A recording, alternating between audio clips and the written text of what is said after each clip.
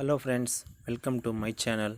ఈరోజు బ్రహ్మముడిలో సీరియల్లో అక్క చెల్లెల అనురాగాలు ఫ్యామిలీగా చేరి అమ్మ నాన్నతో కలిసి కావ్య, స్వప్న, అప్పు ముగ్గురు కూడా వారి యొక్క ఆత్మీయ అనురాగ బంధాలను ఒకరికొకరు ముచ్చటగా మాట్లాడుకుంటుంటే ఎంతోమంది ఈ సీరియల్ చూసినటువంటి ఇలాగే ఫ్యామిలీ ఉన్నటువంటి అక్క చెల్లెళ్ళందరూ కూడా చాలా అంటే చాలా వాళ్ళ అక్కగారిని చెల్లెళ్ళను గుర్తుకు చేసుకొని ఉండి ఉంటారు ఖచ్చితంగా.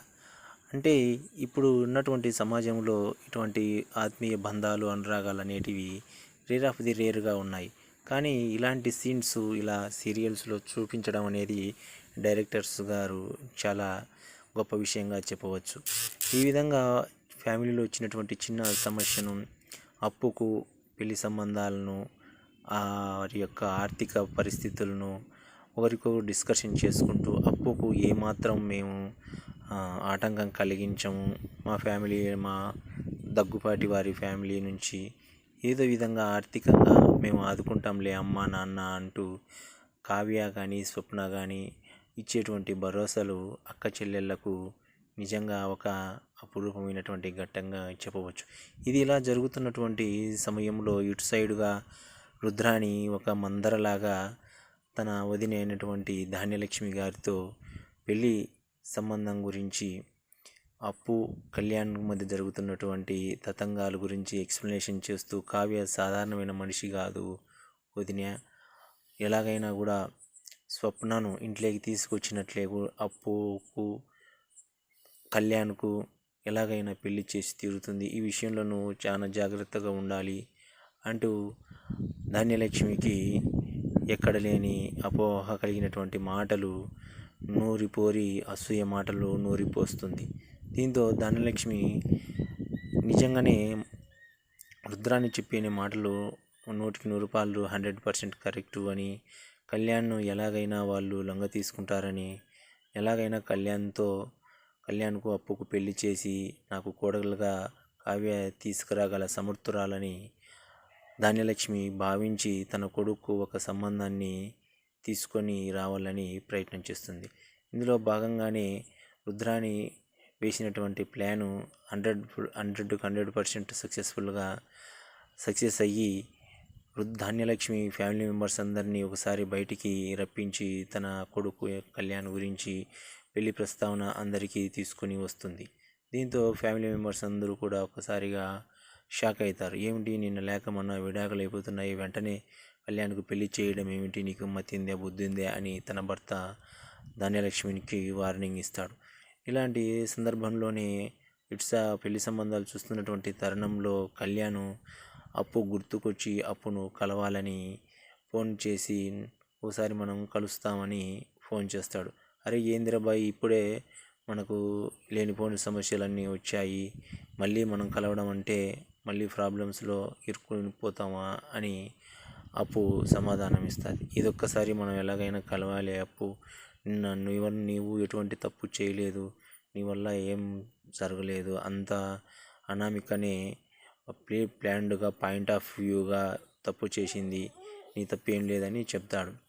ఇందులో భాగంగా అప్పు కళ్యాణ్ కలవడానికి ట్రై చేస్తుంది. మరొక సైడు అప్పు చాలా దీర్ఘంగా ఆలోచన చేస్తూ అక్కగారికి అనుమానాలు తెప్పించేలాగా బావి దగ్గర ఆలోచనలు చేస్తూ ఉంటుంది.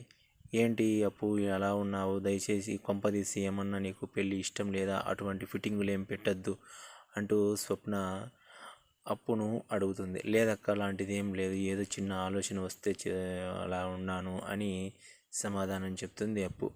మరి అప్పు కళ్యాణ్ను కలుస్తుందో లేదో అనేది వేచి చూడాలి. అంతేకాకుండా